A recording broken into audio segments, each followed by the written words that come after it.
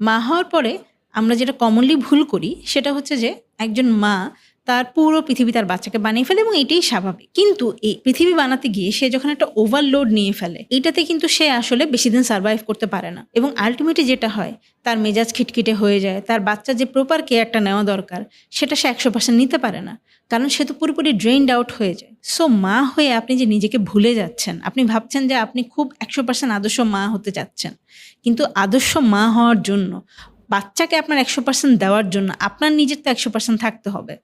So সেই 100% থাকার জন্য আপনাকে যেটা করতে হবে, নিজের একটু সেলফ কেয়ার করতে হবে। আমি কমনলি আমার ক্লায়েন্টদের যেটা বলি, যারা পোস্টপার্টাম ডিপ্রেশন নিয়ে আসে, তাদেরকে যেটা বলি, সপ্তাহে 1 দিন অন্তত 1টা ঘন্টার জন্য বাচ্চাকে রেখে একটু নিজের জন্য সময় বের করেন। একটু বাইরে যান, একটু ফেসিয়াল করেন, একটু দরকারে শপিং করেন, কাজের জন্য না, জাস্ট এমনিতে র্যান্ডমলি একটু ঘুরে আসেন। দরকারে কোথাও